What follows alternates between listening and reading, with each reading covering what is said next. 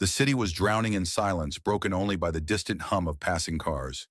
In a forgotten alley, the flickering street lamp barely illuminated the graffiti-covered walls. Among the shadows, Leo, a scrawny black boy of 10, stopped in his tracks. His stomach growled, and his bare feet stung against the freezing pavement. He had planned to search the dumpsters for scraps, but something froze him in place. A faint, sharp cry. His breath hitched. Was it a cat? He stepped closer, peering through the dim light. The cry came again, sharper this time, more desperate. It wasn't a cat.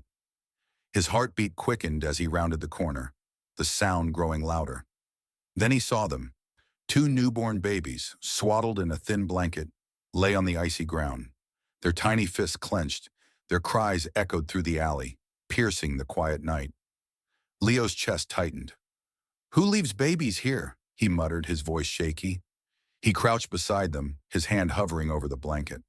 They were so small, so fragile. For a moment he hesitated. Taking care of himself was hard enough. How could he possibly help them?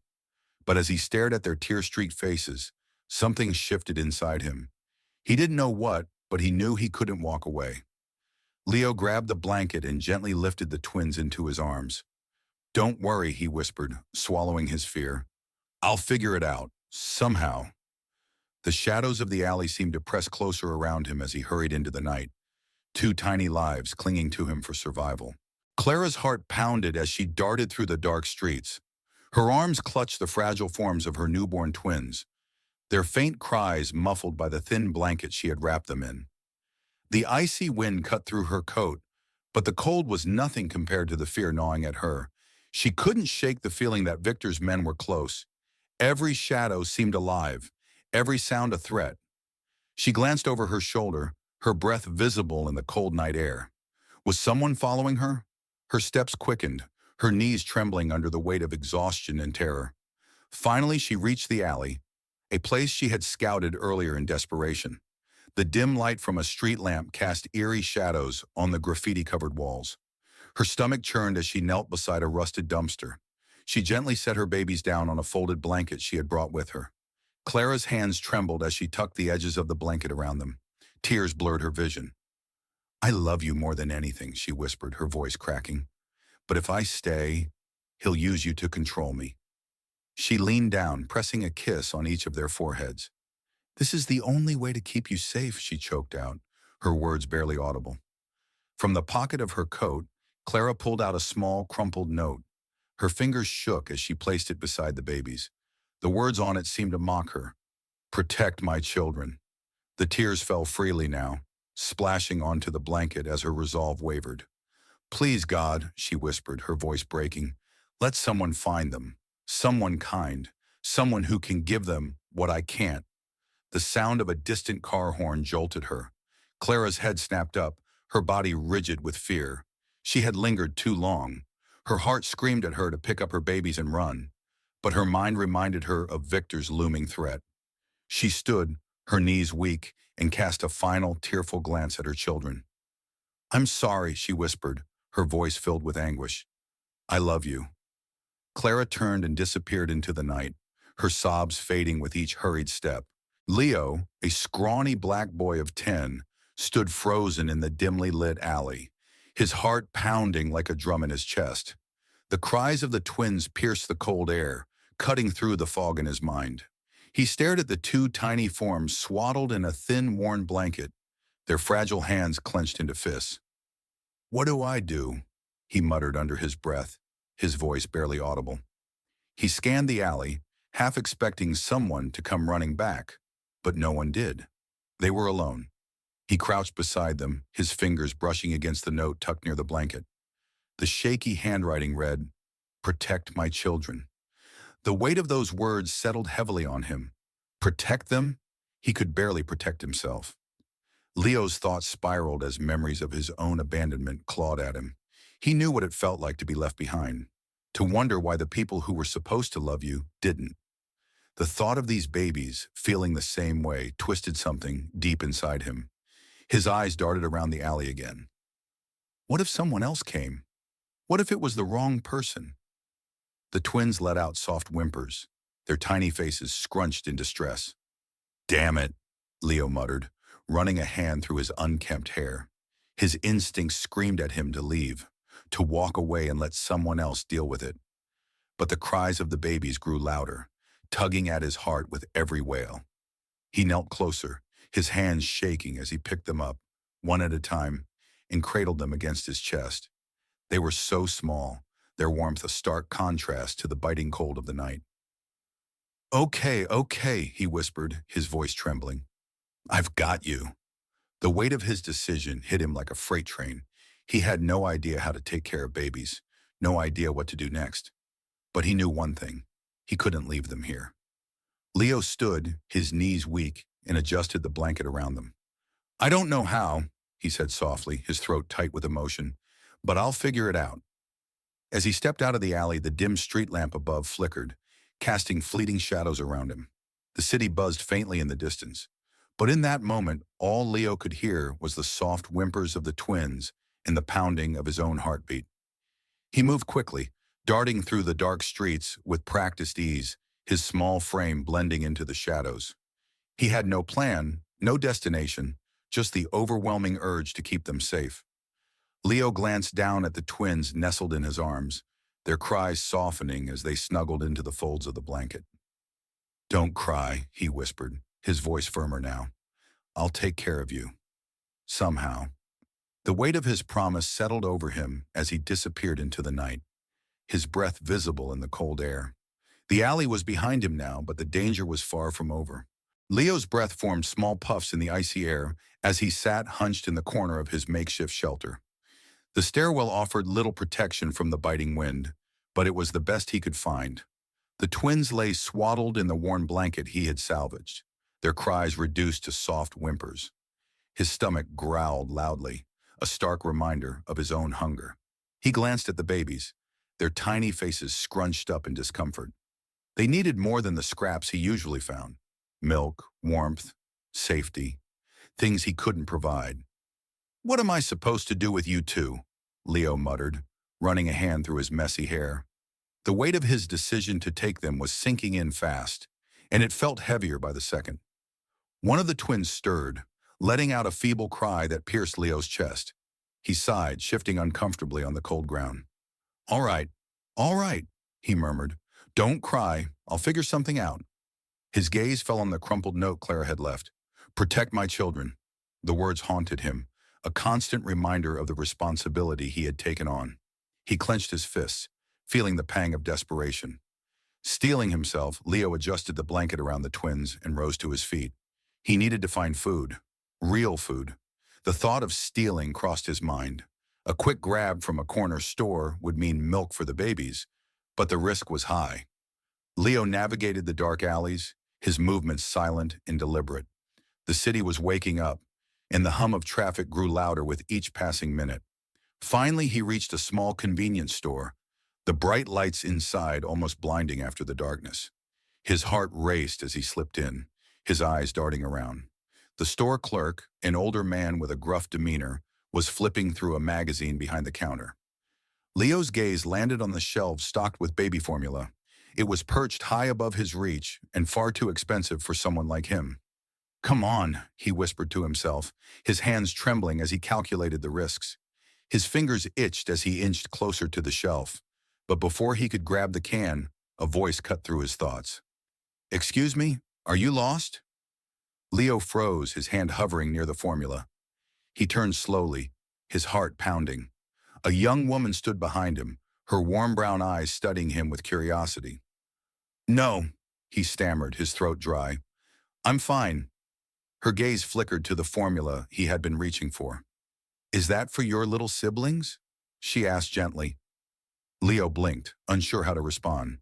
He opened his mouth to lie, but the words wouldn't come. It's not like that," he muttered, shaking his head. The woman tilted her head, her expression softening.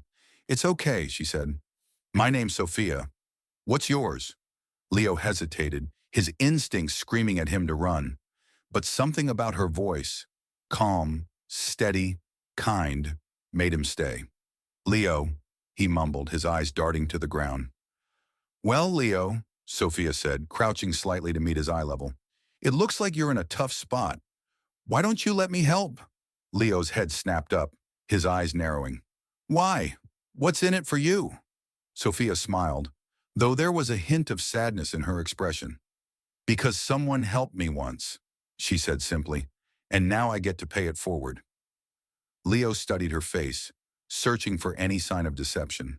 All he saw was sincerity. His shoulders slumped as the weight of the last few days crashed over him. Okay, he said finally, his voice barely above a whisper. Within minutes, Sophia had filled a basket with everything the twins might need. Diapers, blankets, formula, and more. At the register, she paid without hesitation, ignoring the curious glance of the clerk. Let's get out of here, she said with a wink. Outside, the city buzzed with life, but Leo barely noticed. He clutched the bags tightly, his mind reeling from the encounter. Where are the babies? Sophia asked casually as they walked. Leo stiffened, his grip tightening on the bags. They're safe, he said quickly. Sophia raised an eyebrow but didn't press. All right, if you want me to help, I'll need to meet them eventually. Deal? Leo glanced at her, his eyes wary. Why do you care so much? Sophia stopped walking and turned to face him. Because someone cared about me when no one else did, she said softly. And now, it's my turn. Leo searched her face again, his mind racing with doubts. But something about her words broke through the walls he had built around himself. Fine, he said grudgingly, but only for a little while. Sophia nodded, her smile returning. That's all I need. Leo hesitated before pulling back the tattered curtain that concealed his makeshift shelter. The cold wind howled outside, rattling the loose boards of the stairwell. Inside, the twins lay swaddled in their blanket, their tiny faces relaxed in sleep. He glanced at Sophia, her gaze softening as she stepped into the cramped space. They're so small, she whispered, kneeling beside them. How have you been managing this all on your own? I just figure it out, Leo muttered, his voice guarded. He busied himself adjusting the blanket around the twins, avoiding her eyes. Sophia shook her head, a mix of admiration and concern in her expression. Well, you don't have to figure it out alone anymore. We'll get through this together. Leo glanced at her, his deep brown eyes narrowing. Why are you even doing this? You don't know me. You don't owe me anything. Sophia sat back on her heels, her gaze steady. Because I see something in you, Leo. You've been dealt a rough hand, but you're still fighting. That matters. Her words stirred something in him, though he didn't show it. Instead, he looked down at the twins, their peaceful faces reminding him of the responsibility he had taken on. He sighed. What now? Sophia smiled gently. First, we get them fed and warm. Then we figure out a plan. From the bag she had brought, she pulled out a bottle and the formula she had bought earlier. As she prepared it, Leo watched in silence, his arms crossed tightly over his chest. When she handed him the bottle, he hesitated. They trust you, Sophia said softly. You've been here for them when no one else was. Reluctantly, Leo took the bottle and carefully held it to one of the twins' lips. The baby latched on, drinking eagerly. A small, unexpected smile tugged at the corners of Leo's mouth. The other twin stirred, letting out a soft cry. Without missing a beat, Sophia picked up the second bottle and began feeding the baby. For a moment, the shelter was quiet except for the gentle sounds of the baby's drinking. Leo felt a flicker of something he hadn't felt in a long time. Hope. You don't have a plan, do you? Leo asked suddenly, breaking the silence. Sophia chuckled. Not yet, but I've learned that plans come together when you have the right people working on them. Leo raised an eyebrow. And you think I'm the right people? She nodded. You've done more for these babies in a few days than most would in a lifetime. That says something about who you are. Her words caught him off guard, and for a moment he didn't know how to respond. He focused on the baby in his arms instead, gently brushing a finger against his cheek. What's next? Leo asked finally, his voice quieter. Sophia's expression turned serious. Next, we keep them safe, and to do that, we need to figure out who left them and why. Leo tensed, his mind flashing back to the note Clara had left. Protect my children. He hadn't told Sophia about it yet, but something held him back. Maybe it was trust, or maybe it was fear of what it might lead to. Look, Sophia continued, her tone firm but kind. You don't have to tell me everything right now, but if we're going to help them, we have to work together. Leo hesitated, his gaze flickering to the note tucked under the blanket. Finally, he nodded. All right, he said, but just for the twins, not for me. Sophia smiled, though there was a trace of sadness in her eyes. That's good enough for now. As the twins finished their bottles and drifted back to sleep, Leo leaned back against the wall, exhaustion pulling at him. Sophia adjusted the blanket around the babies and glanced at him. You've done a good job, Leo, she said softly, but you don't have to do this alone anymore. He didn't respond, but for the first time in days he felt a sliver of relief. Maybe, just maybe, he didn't have to carry this burden by himself. The tension in Victor's office was palpable, the silence broken only by the faint hum of the city outside. He stood by the window, his sharp features etched with fury as he stared at the glittering skyline. Behind him, Daman entered the room, his steps measured and deliberate. Well, Victor snapped without turning around. Daman cleared his throat. We found traces of her, sir. Clara was spotted at a motel on the west side. She left before we arrived, but we're closing in. Victor turned, his piercing blue eyes locking onto his enforcer. Closing in, he repeated, his tone icy. That's not good enough, Damon. I want results. Damon didn't flinch. We've confirmed she left the twins in an alley. Someone else took them. A black street boy. Victor's lips curled into a sneer. A street boy? He let out a humorless laugh. You're telling me my children, the heirs to everything I've built, are in the hands of some filthy urchin? It appears so, Damon replied calmly. But he's resourceful. We've been tracking him through the city. It's only a matter of time before we find him. Victor stepped closer, his voice dropping to a dangerous whisper. You don't have time, Damon. I want that boy found. I want Clara found. And I want my children back. Damon nodded. Understood. I've already dispatched additional teams to sweep the area. They won't get far. Victor's jaw tightened as he crossed the room, his footsteps echoing in the stillness. Clara thinks she's clever, he said, more to himself than to Damon. She thinks she can hide from me, but she'll learn. He paused, his gaze darkening. No one escapes me, Damon. No one. Damon inclined his head. I'll make sure of it. As his enforcer left, Victor returned to his desk. He picked up the photo of Clara that had been left behind during their search of the motel. Her face, once familiar and compliant, now stared back at him with defiance. It fueled his anger further. She thinks she can defy me, he murmured, placing the photo down with a deliberate motion. But she doesn't understand what that costs. Meanwhile, in a dimly lit alley across town, two of Victor's men stood beside a dumpster, examining the discarded blanket and the faint footprints left in the dirt. One of them crouched down, holding up the crumpled note they had found. Protect my children, he read aloud, his voice laced with disdain. He handed the note to his partner. She's desperate.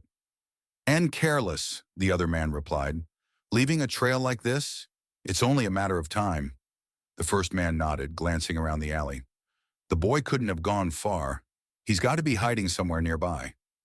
They exchanged a look, then split up to search the surrounding area.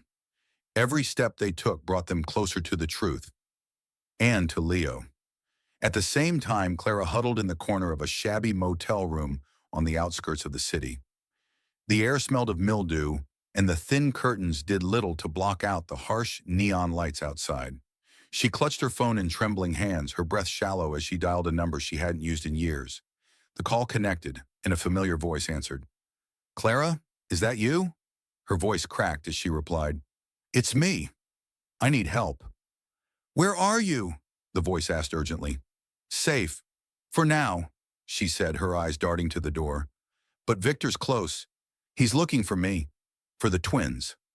What do you need? The voice pressed. Clara hesitated, her grip tightening on the phone. I need to know, are they safe? Did someone find them? Before the person could respond, a sharp knock on the door made her blood run cold. She froze, her heart hammering in her chest. Clara, the voice on the phone called out. What's going on? I have to go, she whispered, ending the call abruptly. She moved silently toward the door, her breath hitching as the knock came again, louder this time. Clara! A voice growled from the other side. We know you're in there. Her mind raced. She grabbed her small bag and quietly opened the window, slipping out into the cold night air just as the door burst open behind her. She didn't look back as she disappeared into the shadows, the sound of footsteps echoing in pursuit. Back in the city, Leo's instincts kicked in as he heard heavy footsteps near his shelter. He quickly gathered the twins, his heart pounding. Stay quiet, he whispered, cradling them against his chest. Outside, Victor's men paused, scanning the area. One of them crouched near the stairwell, shining a flashlight into the darkness. Leo held his breath, pressing himself against the wall. Nothing here, the man finally said, straightening. Let's keep moving. As the footsteps faded, Leo exhaled shakily. He adjusted the blanket around the twins and whispered, that was too close. Unbeknownst to him, Sophia had been watching from a distance, her sharp eyes tracking Victor's men. She waited until they were gone before slipping into the shadows toward Leo's hiding spot. When she entered the shelter, Leo jumped, his eyes wide with fear. They're looking for us, he said, his voice barely above a whisper. I know, Sophia replied, her tone firm but calm. But we're not going to let them find you. Not now, not ever. The train depot loomed ahead, its rusted beams silhouetted against the setting sun. The abandoned structure reeked of decay, with weeds growing unchecked along the tracks. Sophia and Leo approached cautiously, their steps quiet against the gravel. Leo's grip on the twins tightened as his dark eyes scanned the shadows. Are you sure she's here? Leo whispered, his voice low but tense. Sophia nodded, though the edge in her tone betrayed her unease. It's the best lead we've got. Stay close. As they crept further into the depot, a faint sound broke through the silence. Soft, muffled sobs. Sophia froze, exchanging a look with Leo. Without a word, they followed the sound, weaving through the crumbling walls and abandoned train cars. The sobs grew louder, more desperate, until they saw her. Clara sat slumped against a rusted beam, her face buried in her hands. Her shoulders shook with each shuddering breath, her clothes tattered and her frame frail. Sophia motioned for Leo to stay back and stepped forward cautiously. Clara, she called softly, her voice gentle but firm. Clara's head snapped up, her tear-streaked face pale and drawn. Her eyes darted between Sophia and Leo, her body tensing like a cornered animal. Who are you? She demanded, her voice trembling. How did you find me? Sophia held up her hands in a placating gesture. I'm Sophia, and this is Leo. We're here to help. Clara's gaze lingered on Leo, her breath hitching as she noticed the baby strapped to his chest in a makeshift sling. Her lips parted, her voice barely a whisper. The twins, are they okay? They're safe, Sophia assured her, stepping closer. But we need to talk. Clara's body sagged against the beam, relief flooding her features. But it was short-lived, replaced by a look of anguish. I didn't have a choice, she said, her voice breaking. I didn't know what else to do. Leo crossed his arms, his expression skeptical but quiet. Didn't have a choice? You left them in an alley. Leo, Sophia said softly, a warning in her tone. No, he's right, Clara said, her voice thick with guilt. I abandoned them, my own children. What kind of mother does that? She covered her face with her hands, her shoulders shaking again. Sophia crouched beside her, her expression compassionate. A mother who's scared, she said gently. A mother who's trying to protect her kids. Clara let out a bitter laugh. Protect them from what? From their father? She shook her head. I failed them. Leo shifted uncomfortably, glancing at Sophia. If you wanted to protect them, why didn't you just go to the police? Because he won't stop, Clara said, her voice rising with desperation. Victor is powerful. He has connections everywhere. If he finds them, he'll use them to control me, just like he always has. Sophia placed a hand on Clara's arm, her tone steady. What's going on, Clara? Tell us the truth. Clara hesitated, her gaze dropping to the floor. For a moment, the only sound was the distant creak of metal in the wind. Then, with a deep breath, she began to speak. Victor Kane is a monster, she said, her voice barely above a whisper. "He doesn't just control people, he destroys them. When I found out I was pregnant, I thought maybe he'd change. I thought the twins would soften him." She let out another bitter laugh. "But I was wrong. They only made him worse." Sophia's brows furrowed. "What do you mean?" Clara's eyes filled with tears. "He wanted to use them as leverage, to keep me under his thumb. I overheard him talking to Daman, his enforcer.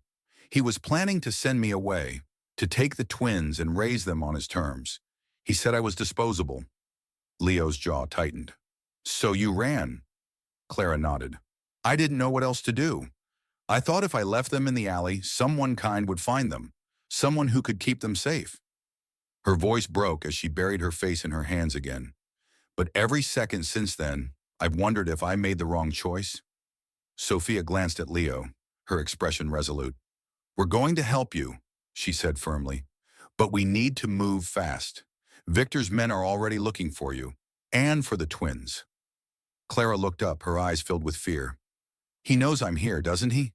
Sophia hesitated, then nodded. "It's only a matter of time." Clara's hands trembled as she clutched the rusted beam for support. "What do we do?" Sophia stood, her tone steady. "We stick together. We're stronger as a team. But first, we need to get out of here." Leo stepped forward, his voice uncharacteristically soft. "They're waiting for you, you know. The twins. They need you." Clara's eyes filled with fresh tears, but this time, there was a flicker of determination in her gaze. She nodded, wiping her face with the back of her hand. "Okay," she said, her voice steady. "Let's go." As the three of them slipped into the night, the weight of their mission hung heavy in the air. Clara's revelation had added a new layer of urgency to their situation, and the stakes had never been higher. But for the first time, they were united, ready to face whatever came next. The press conference buzzed with anticipation, the grand ballroom packed with reporters and cameras poised to capture every word. Victor Kane stood at the front of the room, his tailored suit immaculate, exuding confidence. The gilded chandeliers cast a warm glow over the space, but the tension in the air was palpable. Victor stepped forward to the podium, his voice smooth and commanding. "Ladies and gentlemen, thank you for being here. Today I address the baseless accusations and rumors that have been circulating. Let me be clear, I have nothing to hide." From the back of the room, Clara stood trembling, her hands clenched into fists. Beside her, Sophia gave her a reassuring nod, her calm presence a source of strength. Leo lingered a few steps behind, his dark skin glowing under the lights, his expression a mixture of determination and unease. In his arms, he clutched the twins, their small heads peeking out from beneath a soft blanket. "This is it," Sophia whispered to Clara. "Are you ready?" Clara swallowed hard, her heart pounding. "I have to be." As Victor continued his speech, Sophia discreetly signaled to a technician near the control panel. With a nod, the technician pressed a button, and a large screen beside the stage flickered to life. The room fell silent as an image appeared. Victor's men near the abandoned train depot, their actions caught on surveillance footage. Beneath the photo, bold text read, "Victor Kane's secret operations exposed." Victor froze mid-sentence, his confident facade cracking. The murmurs in the room grew louder as reporters scrambled to take notes and aim their cameras at the screen. "What is this?" Victor demanded, his voice rising above the noise. He turned sharply to his team, his fury evident. "Turn it off, now!" Before anyone could act, Sophia stepped forward, her voice ringing out across the room. "That's just the beginning, Mr. Kane." All eyes turned to her as she climbed onto the stage, a stack of documents clutched in her hands. Clara hesitated for a moment before following, her face pale but resolute. The sight of her made Victor's jaw tighten, his piercing gaze locking onto her. "Clara," he said coldly, his voice dripping with menace, "what do you think you're doing?" Clara met his gaze, her voice trembling but firm. "Something I should have done a long time ago." Sophia held up the documents, addressing the crowd. "These are records of Victor Kane's illegal activities, bribery, coercion, and manipulation. They show how he has used his wealth and influence to silence anyone who dared to oppose him, including his own family." The room erupted in chaos as reporters shouted questions and cameras flashed. Victor's hands clenched into fists, his composed demeanor unraveling. This is slander, he roared, stepping forward. You have no proof. Sophia smiled coolly, holding up a USB drive. This contains all the evidence we need. Emails, recordings, financial records. It's already been sent to the authorities and multiple news outlets. Even you can't buy your way out of this. Victor's face twisted with rage. You think you can destroy me? He stepped closer to Clara, his voice a venomous hiss. You think you can take my children from me? Clara flinched but held her ground. You destroyed us long before I ever left, she said, her voice steady despite the tears pooling in her eyes. I won't let you hurt them. Not anymore. Before Victor could respond, the doors to the ballroom burst open. Security guards entered, flanked by two men in suits. One of them stepped forward, flashing a badge. Mr. Kane, you are under investigation for multiple crimes. We'll need you to come with us. Victor's gaze darted around the room, his fury giving way to a flicker of fear. He opened his mouth to protest, but the sight of the cameras and the unwavering determination in Clara's eyes silenced him. Reluctantly, he allowed the guards to escort him out, his once commanding presence reduced to a shadow of itself. The room buzzed with activity as reporters swarmed Clara and Sophia, bombarding them with questions. Leo stayed on the sidelines, clutching the twins protectively as he watched the chaos unfold. You did it, Leo whispered to himself, a small smile tugging at his lips. You actually did it. Later that evening, the small group gathered at their safe house, the atmosphere one of quiet relief. Clara sat on the worn couch, holding the twins close as they dozed peacefully in her arms. Sophia leaned against the wall, her exhaustion evident, but her eyes shining with triumph. Leo sat cross-legged on the floor, his expression softer than it had been in days. It's over, Clara said softly, her voice filled with disbelief. It's really over. Sophia nodded. Victor's influence is gone. He won't be able to hurt anyone anymore. Leo glanced at Clara, his gaze serious. What happens now? Clara looked down at the twins, her eyes brimming with emotion. We start over. We build a life, one where they're safe, where they're loved. And you're not doing it alone, Sophia added, her voice warm. We'll figure it out, together. Leo hesitated, then smiled faintly. Guess I'm part of the family now, huh? Clara reached out, placing a hand on his shoulder. You always were. As the night deepened, the group shared laughter, stories, and tentative plans for the future. For the first time in what felt like forever, they allowed themselves to hope. The small cottage stood at the edge of a quiet village, its stone walls weathered but sturdy. The morning sunlight filtered through the canopy of trees, casting dappled shadows on the ground. Inside, the air was warm and filled with the soft giggles of the twins as they played with colorful wooden blocks on the floor. Clara stood by the stove, gently rocking one of the twins in her arms while stirring a pot of oatmeal. Her movements were unhurried, her face calm, a stark contrast to the tension and chaos that had once consumed her life. She glanced over her shoulder at the twins, her heart swelling with gratitude. From the doorway, Sophia leaned against the frame, sipping a steaming cup of tea. Her eyes crinkled with a smile as she watched Clara juggle the tasks of motherhood with newfound ease. You're a natural, Sophia said warmly. Clara chuckled softly, setting the baby down in a cushioned playpen. I don't know about that. Every day feels like a new challenge. Well, you're doing an amazing job, Sophia replied. They're happy, healthy, and loved. That's what matters. Clara's gaze lingered on the twins, who were now babbling to each other in their own secret language. I never thought we'd get here, she said quietly, her voice tinged with emotion. A place where I could just breathe. Sophia stepped closer, resting a reassuring hand on Clara's shoulder. You fought for this, Clara. You earned it. Outside, Leo sat on the porch steps, a worn book in his hands. He wasn't reading, though.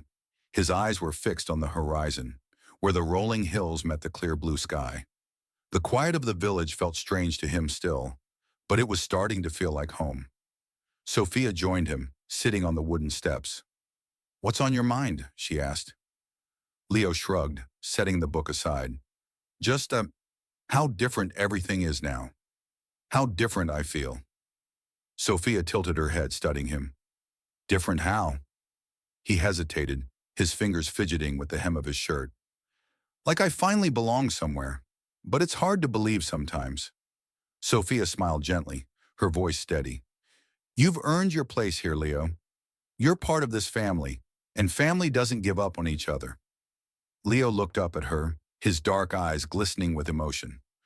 I just, want to make sure the twins have a better life than I did. They will, Sophia said firmly, because they have you. Leo glanced back at the cottage, where Clara was now playing peekaboo with the twins. Their laughter rang out, light and carefree. A small smile tugged at Leo's lips. I guess I have some big shoes to fill, huh? That's one way to put it, Sophia teased, nudging him playfully. Later that evening, the family gathered around the dining table for a quiet meal. The twins babbled happily, their tiny hands grabbing at bits of food on their plates.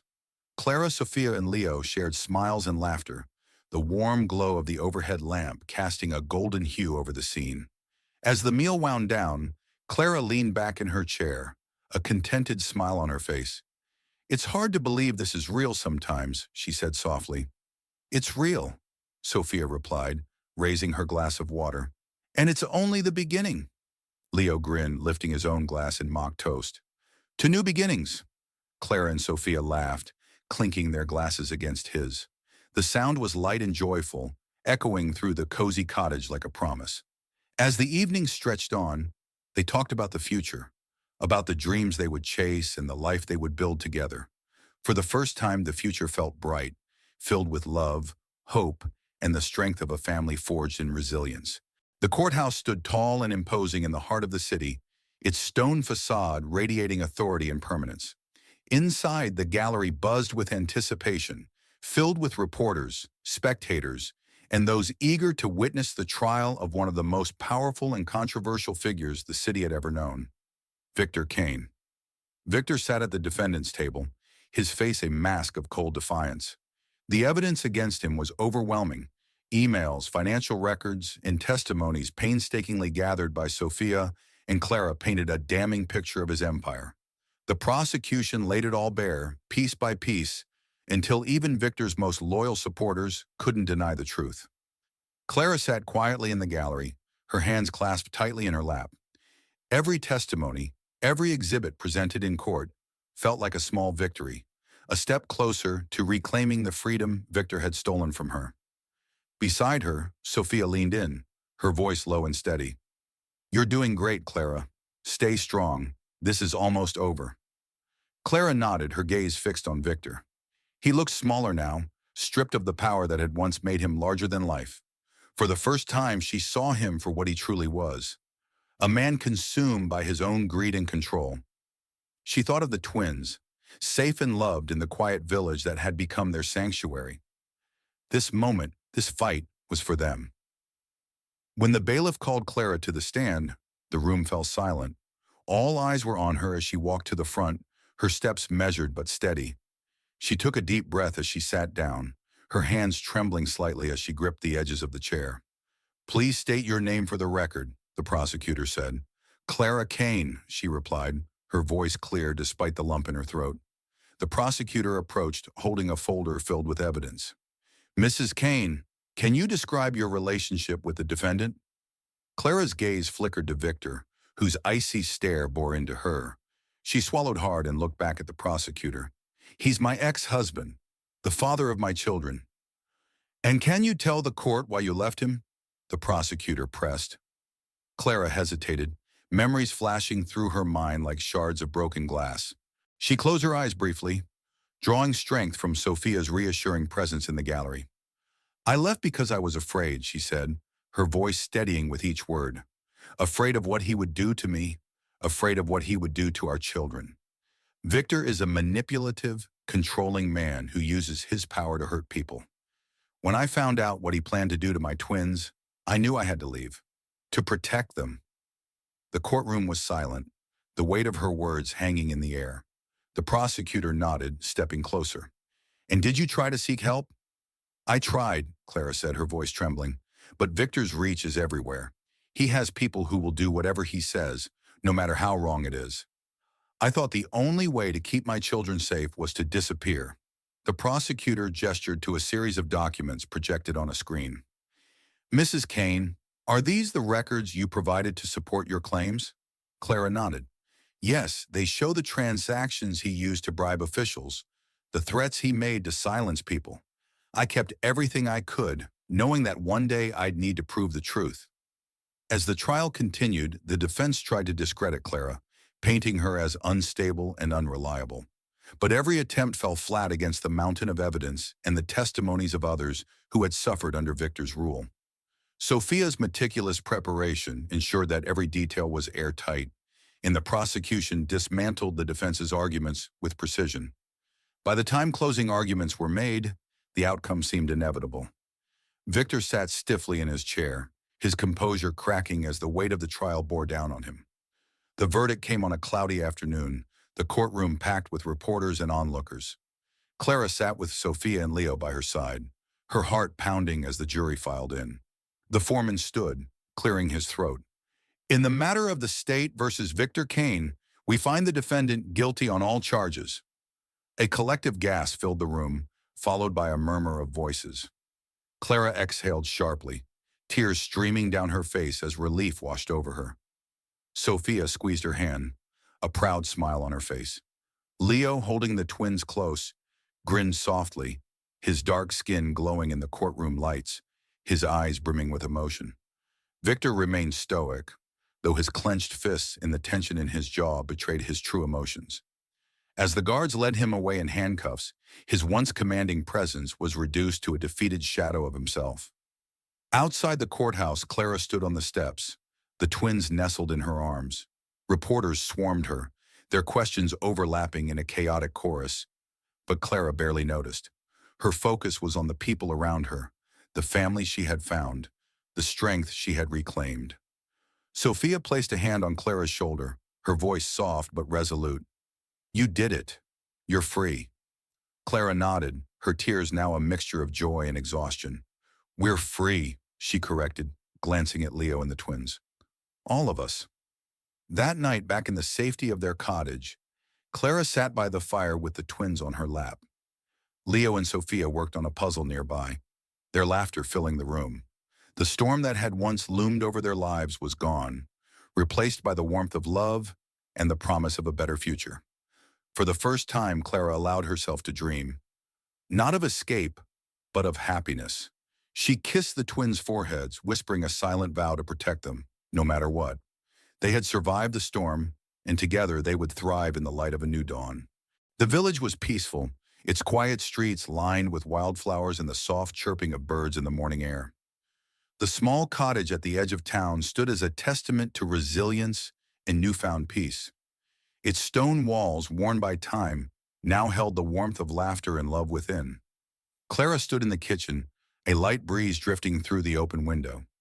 She was humming softly as she stirred a pot of porridge, glancing occasionally at the twins, who were sitting on the floor stacking colorful wooden blocks. Their giggles filled the air, a sound that never failed to brighten her day. Sophia leaned in the doorway, sipping tea from a chipped mug. She watched the scene unfold with quiet admiration. You've done an incredible job with them, she said. Clara smiled, wiping her hands on a towel. I had good help, she replied, glancing at Sophia. I don't think I would have made it without you. Sophia stepped forward, placing her mug on the counter. You would have. You're stronger than you realize. Meanwhile, Leo was outside on the porch, his dark skin glowing under the warm sunlight. He sat cross-legged, a worn book in his hands. He wasn't reading, though. His eyes were fixed on the distant hills. His thoughts wandered, filled with memories of how far they'd come and the challenges they'd overcome. The quiet of the village was still strange to him, but it felt like home now. Sophia stepped out and joined him, sitting on the wooden steps. What's on your mind? She asked. Leo shrugged, setting the book aside. Just thinking about everything. It feels different now. Sophia tilted her head.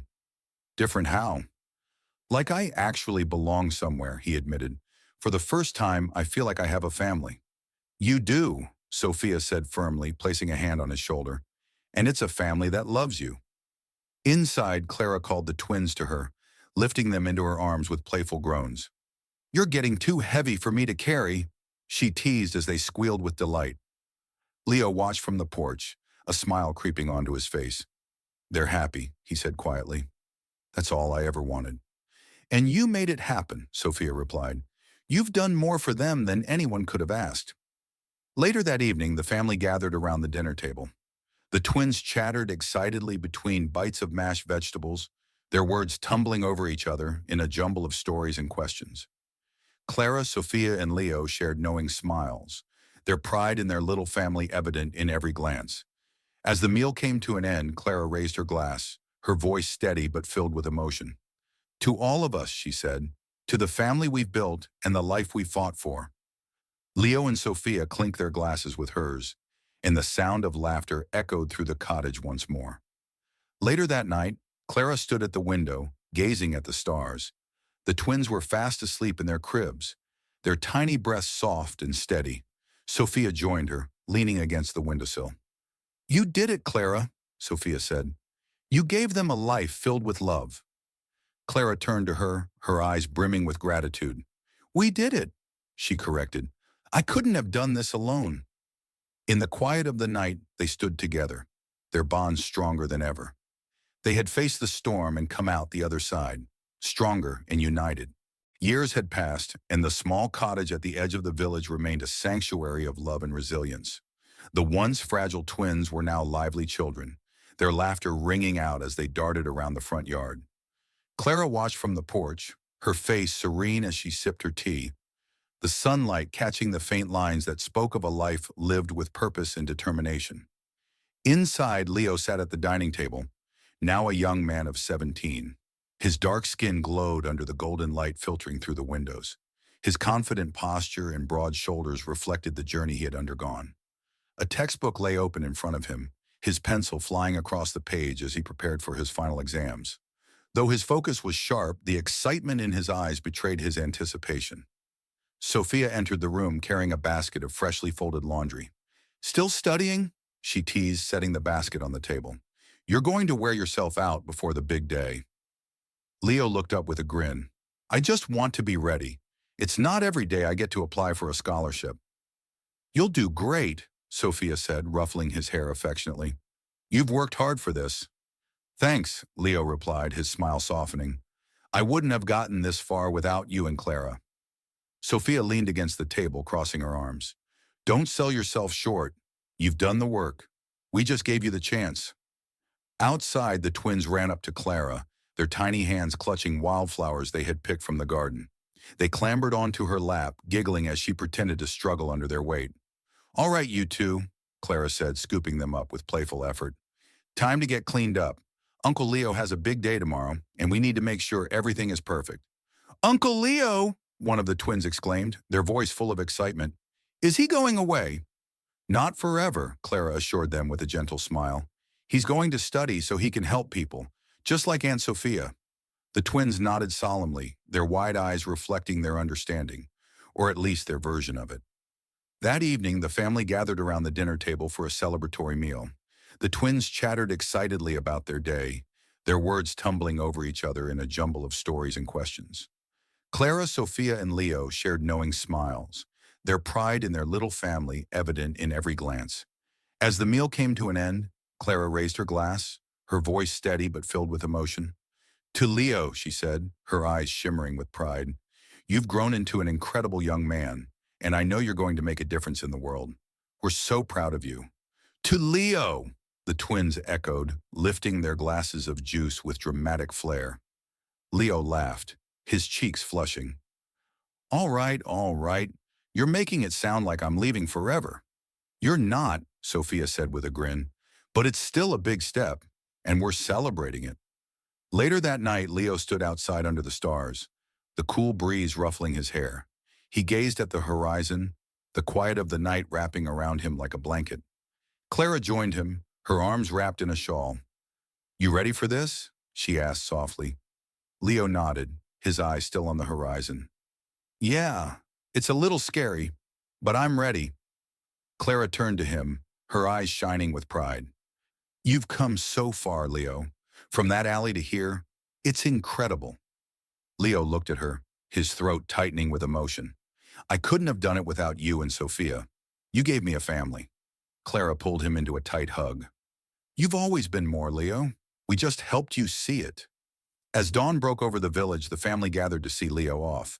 The twins clung to his legs, their faces scrunched in mock sorrow as they begged him not to leave.